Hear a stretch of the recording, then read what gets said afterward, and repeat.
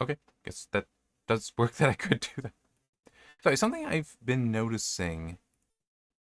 Okay, and looks like it has gone live. Something I've noticed is that sometimes with the OBS virtual virtual camera feature, for whatever reason, it will in Rumble Studio be at the wrong aspect ratio, and I do not know why.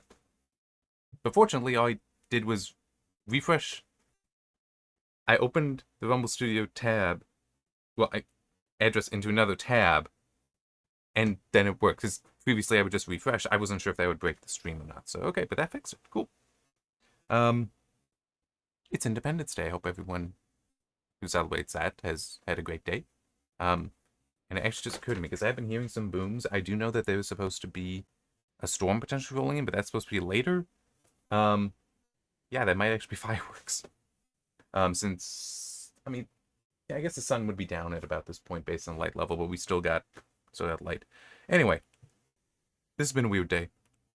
It's been a weird day, and I literally only just finished watching the episode. Normally, I got some more lead time, but had some technical issues. All right, so this was Eye of the Beholder. Um, Hang on.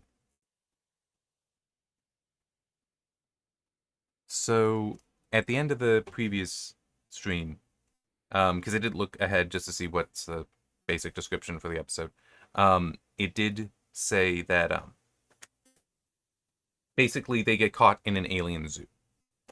And I was concerned about this because it can be an interesting idea, the exploration of if you encounter a species that is far more advanced than you, how's it going to uh, consider you? What is it going to think you are? In this case, technically, they've already encountered other humans. There was a survey ship that apparently had 6 members of its crew. 3 had already beamed down and they lost contact with, and so the other 3 beamed down to try to find them. And one thing kind of funny is we get a line from Kirk saying that a captain is supposed to always follow the rules. Saying that captain should know better than to completely abandon the ship on the search. And it's like, really? Kirk is saying you have to follow the rules. Anyway, so Kirk, Spock, and McCoy beam down, start searching, and it takes them a while before they really realize. When they immediately beam down, they do notice that's a boiling lake right there. Huh. That that really shouldn't be found on this planet. So they just happen to beam down. I didn't quite catch if there was an explanation, like this was some coordinate they got from the other ship. But when they beamed down, they were already within the zoo. And they soon encounter one creature that definitely looks just to be an animal, behave like an animal too, and they shoot it with their phasers. Okay, it's just not stuff. Then they proceed to start walking because they picked up some signals in one direction, so they're going that way. One thing funny is at one point I'm pretty sure they said northeast, but then later northwest was said. But anyway, they're going. Encounter another species. Phasers managed to put that one down. So unconscious, it actually fell on bones, which he was entrapped, but they managed to get him out. Keep going. And eventually the I don't remember the name of the species. I'm just quickly. I don't think there's. No, I don't see anything in the trivia to explain it. Loctrans, because the planet is Lactra, Lactra. Oh yeah, I even seen the goofs here. They mentioned the whole Kirk talking about, oh, you have to follow the book. It's like, come on, this is Kirk. When does he do that? There are guidelines to him. But anyway, they eventually caught by this species, and they are these slug-like beings that have tentacles that come out from their noses, or what we would recognize as the noses, to grab them and just take them into the city, and then put them into first a place to potentially like isolate them to make sure there aren't any contagions on them. Then potentially try to figure out if they're intelligent or not, but then take them and bring them into the holding area that is where the other humans have been held. And by that time, they already kind of sort of figured out. Well, no, they figured out some elements, just how the biomes were so close together. very different biomes that shouldn't be there, and also the fact that the water was too pure at a lake. That's like, yeah, this is all artificial, and it seems odd. And it's like, okay, they finally get to, after they're captured, they're in a zoo. Um, Find people there, they confirm it. There's also the whole these beings are telepathic, um, and they seem to communicate only telepathically, and they have very, very fast thoughts, which Spock isn't quite able. He can get impressions from, but he can't really do much with them. Um, the fact that they are telepathic and that this is a zoo proves helpful because that does imply a certain level of benevolence from them. That this species isn't looking to cause them any harm; it's looking to, study them, to have them as exhibits. So no harm is meant towards them, and they will take advantage of this because all their equipment, including their phasers and communicators, is on like an exhibit table outside of their pen, and they're trapped inside a force field. They can't figure out how to get through it. But one of the previous party members is injured, is sick, so it's like, I really need, in Bones, like, I really need the med kit, and it's like, once they know where it is, they're like, let's try something. Because apparently the species doesn't recognize that they're intelligent, but is able to continuously probe their minds, so when they all start thinking on the medical kit, and the species has supposedly at least examined this stuff and been like, all right, well, I mean, if they need it, there's nothing harmful there, we'll just hand it over. Which it seems odd and kind of contradictory to the story. I'm still trying to decide on exactly how I want to, what I want to say for it, how I want to rank it. But they then try to take advantage of that again, where Kirk feigns an injury and is then trying to focus on, or maybe it was they were all trying to focus on, getting a communicator. That is what would help them. At which point, a child of one of these species decides, okay, I will help, and so brings the communicator in. So Kirk grabs it and immediately he's like, Scotty, beam us up. But the child, realizing something's off, grabs it, so now it gets beamed up. So Scotty has a new friend. And they do communicate somewhat, so yeah, at first the child, he brings it to the bridge. Why he would do that, I don't know. But he brings it there, and the child ends up first taking the ship out of orbit, but then Scotty, when he's asked about this, explains that, yeah, that kind of convinced him we're not a pet. But he did like completely read through my mind, get all this information about the Federation and such, and so they then returned and beamed them together, which is good because the species was starting to try to assault Kirk's mind, because like, where's my baby? That kind of thing. But determined that from just one of them, now that's not enough to break his mind. So 5 of us will do it. At which point Spock says to the rest of the crew, quick, think about, focus on him with strong thoughts, to put up a mental screen or psychic screen, something like that. And it's like, no, sorry, thought screen. And it's like, what? What? But Scotty's now beamed down, so the baby's back, but it's also the baby is able to explain to, well, he's 6 years old, but still, he's able to explain to the parents that, like, what the Federation is, what these people are capable of, and all that. And also, it leads to the conclusion that, oh, well, like 20,000 years, they may evolve enough to, be similar to us. So, we should really let them go. We shouldn't have them as exhibits. And then they all go, and it's just like, really? I'm sorry, it's just... No, I had first put down a 1, but I'm changing it. It's a 0. It's a straight failure to recommend. Because I don't like this premise. It's just, because it's so often done so stupidly. And it is done stupidly here. Because it's also like, you got the line from Spock that the distance between us and them is like the distance between us and ants. It's like, no. No, it's not. Because ants in no way demonstrate any kind of superintelligence. Humans do. If you want to say, so, and all superintelligent beings, they are superintelligent. So it's like, there should still be some recognizable features here where it's like, yeah, they're not ants. They're clearly better than that. At one point, it's also the mentioning like communicating with a child or learning from a child, it's like, yeah, okay, a child can like a 6-year-old child can still demonstrate super intelligence, and you'd know is more intelligent than ants, which is kind of I'm just using it to show my point that super intelligence is super intelligence. You're not going to confuse that unless you want to say that, okay, but there's also like hyper intelligence or mega intelligence or whatever you want to call it. Unless you can prove that, you set that up, just say, oh, but there's so much more intelligence. It's like that doesn't exclude them from recognizing super intelligence. Okay? It could be they're like a child. In fact, I feel like there is another Star Trek episode, Star Trek story. I'm not sure what series, where that's exactly what it is, where they do encounter a species that is very intelligent, but does at least show them respect because they just see them as like children. It's not that they are just animals. It's no, you're just very unintelligent. You haven't reached our level yet.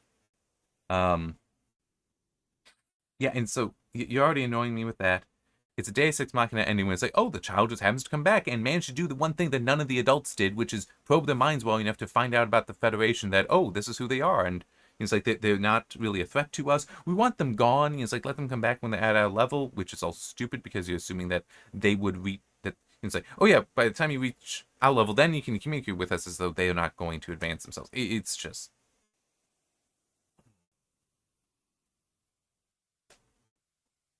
it is stupid.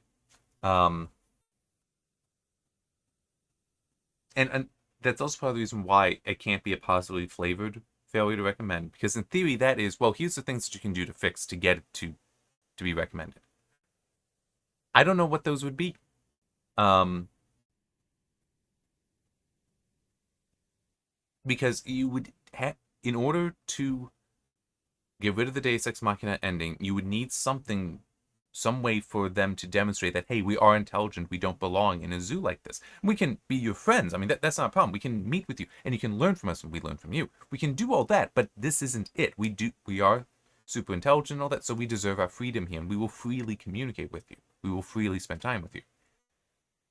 How do you get that across, though? You would need to have set up that idea of like a mega intelligence or hyper intelligence, whatever you want to call it. That's like, what is that barrier for them to overcome? Because it can't just be a knowledge barrier, which is what they use here, but it's used in a way that shows that the aliens always had access to this information. They just never tried. Why?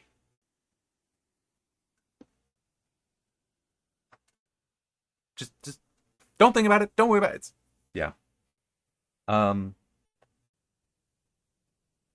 I mean, other parts of the episode are fairly well drawn, fairly well shown, and such like that, and stuff like that. But it still is just, it's an idea. I know why it exists in general. It's not even limited to science fiction, because in theory you could have this in fantasy stories as well. But it's being done poorly here, and a lot of things do it poorly as well. I mean, it's just.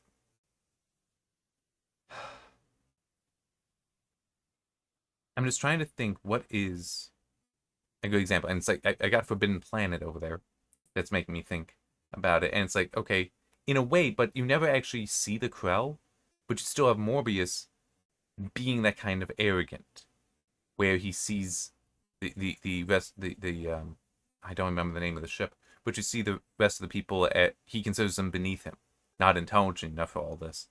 Um, but he still recognizes they are human. He doesn't desire any harm on them consciously. Um, but yeah, it's just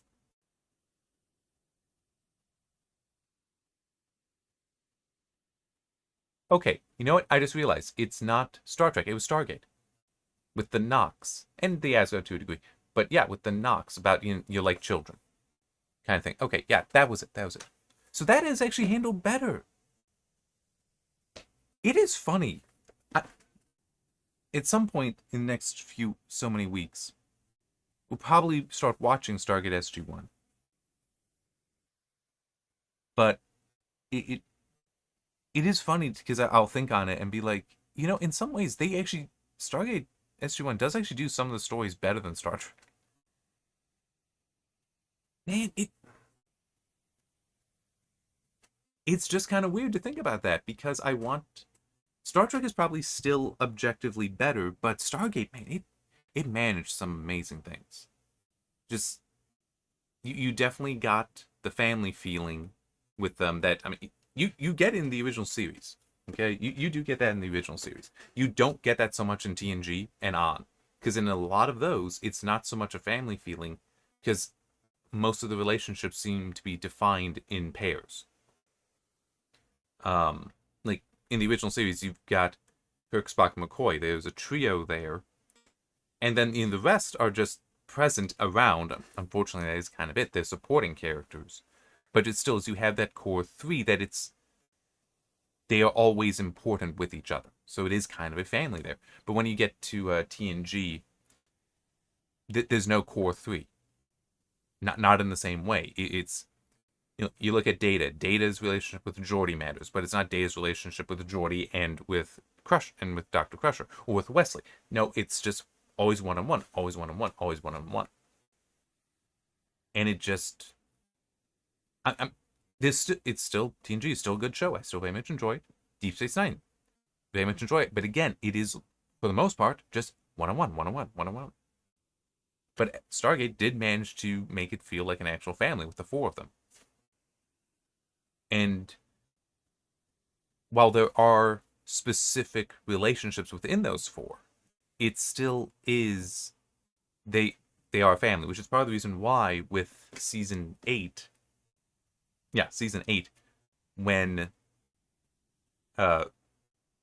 Jack is now the general, so he's not going off on missions anymore, but he is at least still there. It does change somewhat. It still was working, but it is different. But 9 and 10, you've changed the family now, quite significantly. And also Richard Anderson, he left the show because he, as I recall, he wanted to spend more time with his daughter. Good for him. Wonderful reason to do it.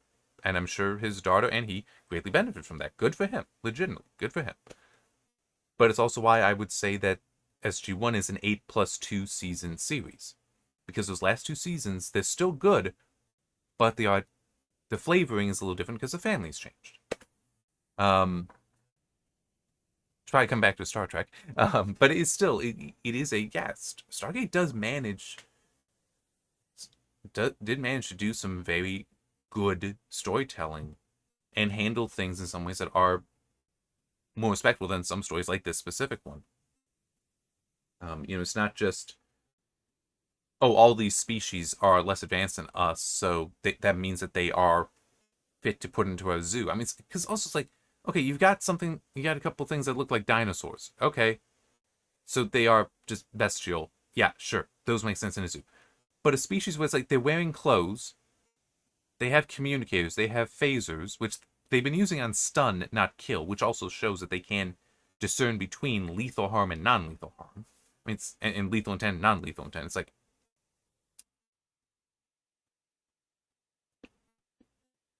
how do you just equate those to the bestial species that you got? There's also the whole. I also am annoyed where it's like, oh yeah, well it makes sense. Species this advanced would be able to explore the galaxy and collect these various specimens. It's like, okay, but they have no response to the Enterprise in orbit or the survey ship that would also have been in orbit, at least for a time. I don't remember if it was there or not. I was busy trying to take care of other things as well at the same time because, as I said, I literally just finished watching before I started this.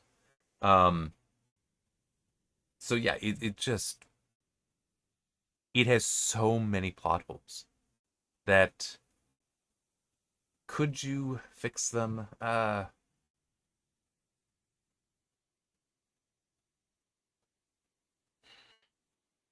No, no, you really can't because there's no way to explain the if the species has been going out there to collect specimens, okay, why is the Federation no one else ever heard of them before, ever encountered them before, right? So there's that. It's like, okay, well maybe they don't travel out, but it's like they have to travel out in order to get this stuff. So it's like if they weren't traveling out themselves, in theory, a trader is bringing them, but then it's still you've got people are aware that this species exists. Because of the suggestion that, it would take 10, 20,000 years before we reach their level, it's like, okay, then 10, 20,000 years prior for them is potentially at what we see for the Federation, which means that that's when they would have had interstellar travel. So again, it's there is no way to really explain how this species could be doing what it's been doing for years and is doing now. You just will constantly run into problems, unexplained questions, unanswerable questions. So yeah, it's not that good. But now I am just trying to think, how would I try to tell a story? We've got, because I fully admit I'm just vamping. I want this to go a little bit longer. How would I get a story going where it is you have one group thinking the other group is so below them that they could put them in a zoo like that, but both species are intelligent.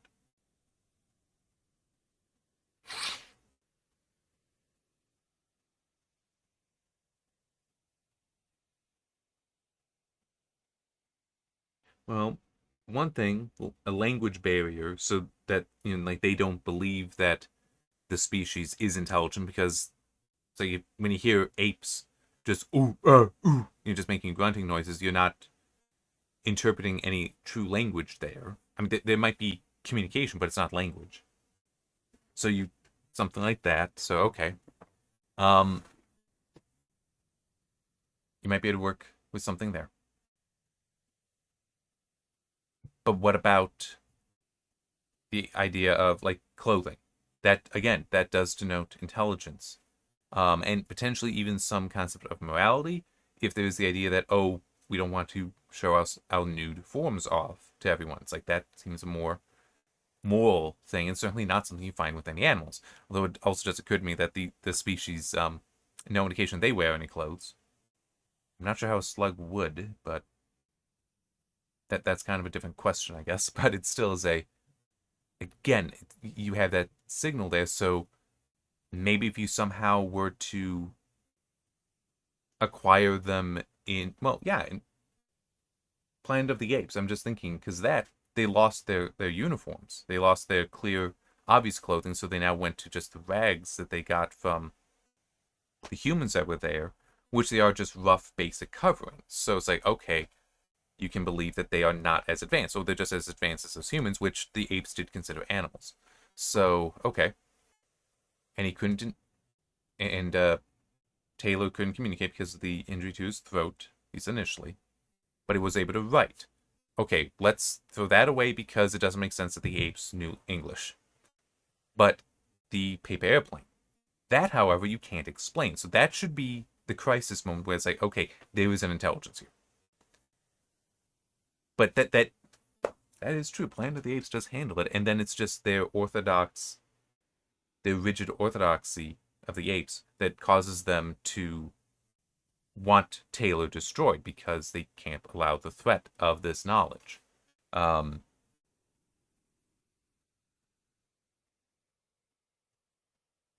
So that formula.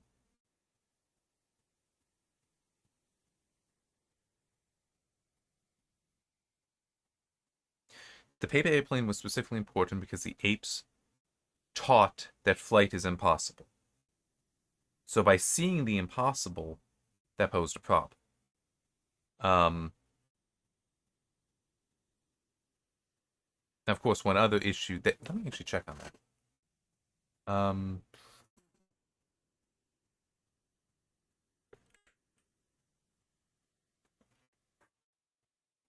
Okay.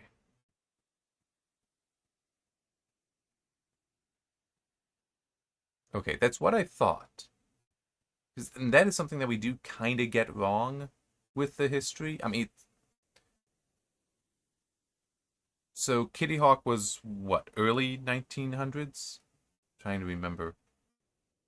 But apparently the first successful man-carrying glider was in 1853. That's definitely before the Wright brothers.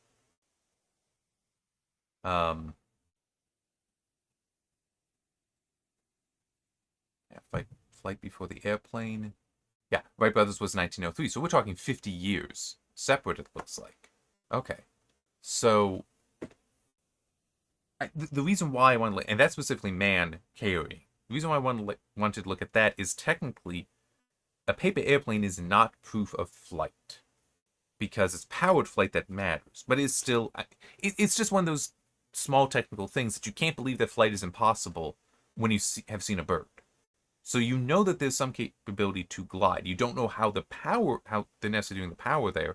That's actually one thing that I do remember seeing that shows the genius and observational skills of Leonardo da Vinci. That in some of his notebooks, when we typically look at birds, it looks like they're just going like that, right? When he looked, he actually noticed that no, the bird was actually like moving its wing up like in a figure 8, like that, to like come up to scoop air and then push back, then doing that. So he noticed a motion like that, which is part of why he then tried to at least draw out a ornithopter design. But it's still just,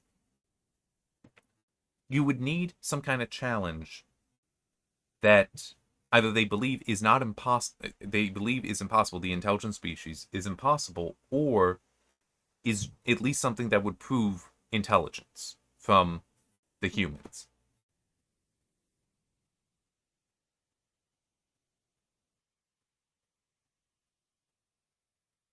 Okay, I can think of something. That could kind of work. That isn't necessarily limited to flight, but if it were something like new specimen, you bring it into a classroom to show to students there. It's like I remember, it was at the library though. A guy from the zoo actually brought snakes for the kids to see.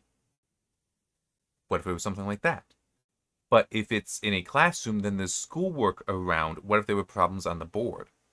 And you had something like Spock then be able to look at that and solve the problem. And then start writing it out.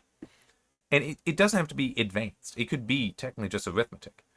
But still the idea that this supposedly dumb animal is solving math problems, even just arithmetic, that's a major problem. That leads to that crisis moment of, okay, no, these are intelligent. We actually have to start showing them more respect. And start figuring out how we can properly communicate with them and all that. So, yeah.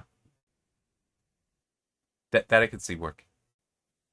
Not necessarily still how I'd want to do it, but at least that would be a viable approach. Let me just think. Anything else to... One other thing that I do just find a little annoying in this episode is the notion that, oh, they're so intelligent, and we know that because their thoughts are so fast. It's like, why? I'm just not sure why believing that one can think quickly is the same as just having a very high intelligence. Because I guess one way to put it is there's certainly people who are incredibly stupid, but they can still think very rapidly. But if it's a stupid thought, like they may have a quick mental reaction to something, but that doesn't mean that what they conclude is correct or is appropriate. So, kind of that whole, somebody, I'll use the example, but it's gonna come off insulting. I do not mean that way. Oh man, I wish I could remember his name. Wish I could remember. Hang on, I actually can't find this out though.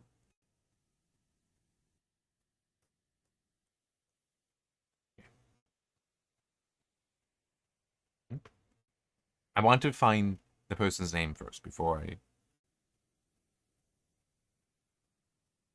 Okay, it is Bert Parks. I was thinking Bert for the first name, but I wasn't sure. Bert Parks. So he was once on an episode of Celebrity Family Feud.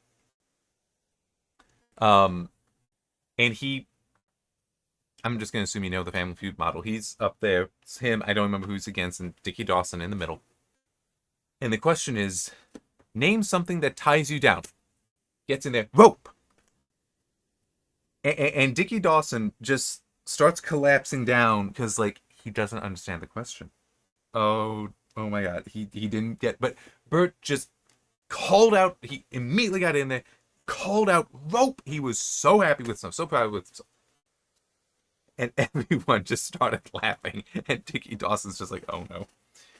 because what they meant was something that keeps you from moving, metaphorically, like family, your job, your marriage, something that children, something that's like you can't just up and go. But he had that rapid thought that is technically correct. Something that rope does tie you down. They meant metaphorically, meant in the abstract. Oh man, it's a funny clip. There are a lot of funny ones from the classic. I mean, don't get me wrong. I understand why the newer Family Feuds people like, in part because that's what was on. But man, classic Family Feud with Dickie Dawson is also just so funny. Plus, it helps to see that, to have a better sense of him as a game show host, but also just game show host of that era. And then you watch the original Running Man, where he is again playing a game show host, but he is very malevolent. And it's funny. There was something I saw where they were like describing him as overacting. It's like, no, he's acting perfectly. He is being exactly who he is supposed to be for that movie. It is. I love that movie. It's such a good movie. Well, okay, it does have some pacing issues, especially with the romance story. But it is such a good movie, especially of its time. Like if you can appreciate, was that the 80s or was that late 70s? Try to pull it up.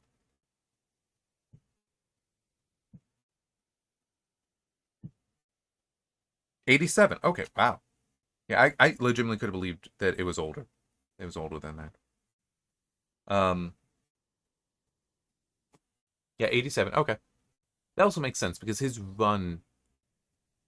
would have his run on Family Feud would have been late enough. So yeah, that would make sense. But anyway, um, it is an 80s action movie. I mean, it's good. I like that movie. It's a good one. I've not seen the new movie, but I have seen some people talking about it and how yeah, it's actually not that good.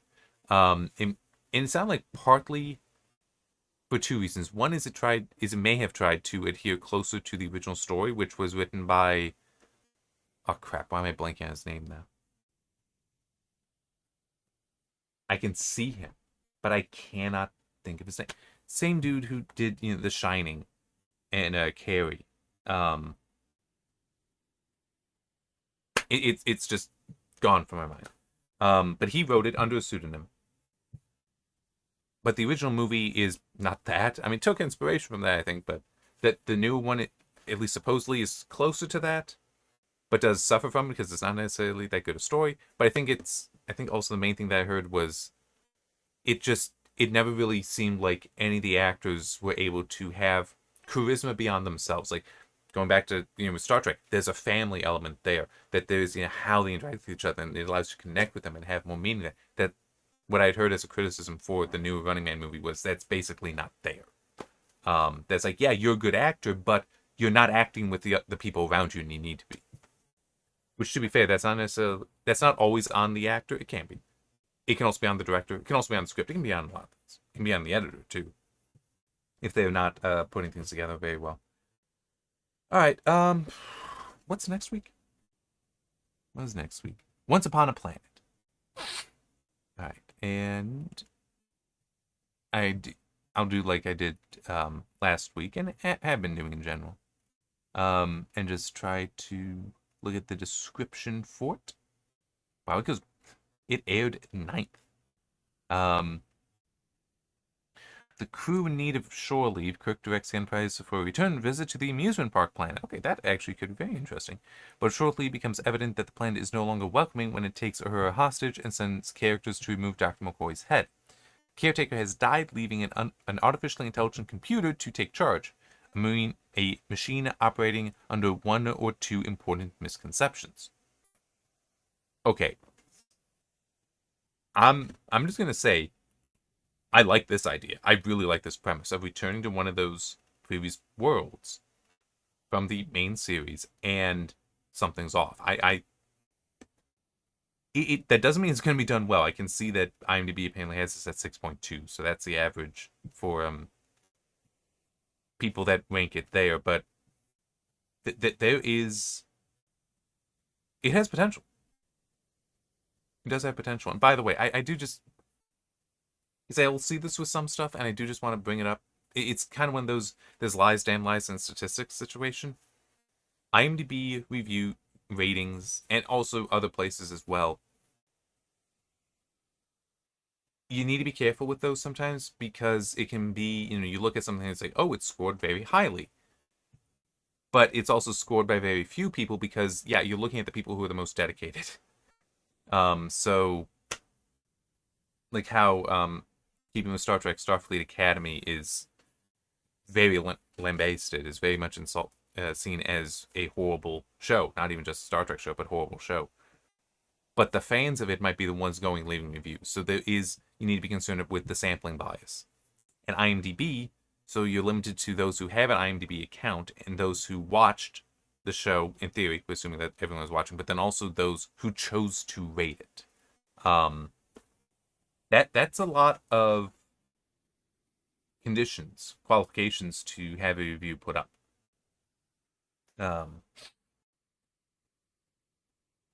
Yeah, I just felt like mentioning that because I mean I don't really know what a solution is to that.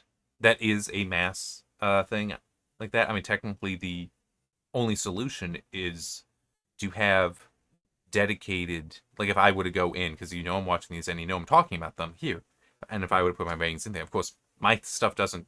I'm doing categories that have numeric labels, but they don't map to a 0 to 10 or 1 to 10 rating. I don't. Actually, I'm curious. No, it looks like it's 1 to 10. Yeah, so what I'm doing doesn't really map to that. So yeah, it's I couldn't really do that. But at least I'm consistently doing this. So is that you don't necessarily know that consistency with IMDb. But yeah, it's kind of funny that technically that is the only solution is single people that give their reasoning for a whatever their rating or ranking is, whatever their category is, that gives that explanation. That's really the only solution there. But unfortunately, that also means that you need to spend your time finding somebody who you understand and appreciate their opinion. You might disagree with them, but it could still be but they describe it well, so if I read that based on what they're saying, I can know that, oh, they may think it was crap, but I'll think it's great. That could still be a thing. So, yeah. But still, at 6.2, it's like, that next one might not be a good episode, but I must admit that the idea of going back to one of their previous worlds, especially that one, the amusement park planet, I do like that. That one specifically has potential, especially for animation, because you are free to do so much more there than what they had to do in that. I'm just thinking about the rabbit. I don't remember the proper name because it was out of Alice in Wonderland because was running around with the watch even. And it looks like there's more Alice in Wonderland in this next episode. But it's like, okay, we just need somebody in a giant bunny suit. We can do that. But with animation, you much freer. So yeah, it'll be interesting. Also, does seem odd. The idea, I mean, maybe it'll be answered next week. The idea that they would be, that there would be a switch from the human to the computer that no one has noticed. From the human caretaker who understands things to the computer that's making mistakes. Because you'd think that with the discovery of that world, many ships would be using that. Like, it would become a common port, and not you come back years later and it's like, oh, this is so different. Yeah, sure, you can still come back and it would be different, but it's like, okay, there should be continuous visitors there. So anyway, that's all I got. Hopefully I won't have technical issues next week, but we'll see.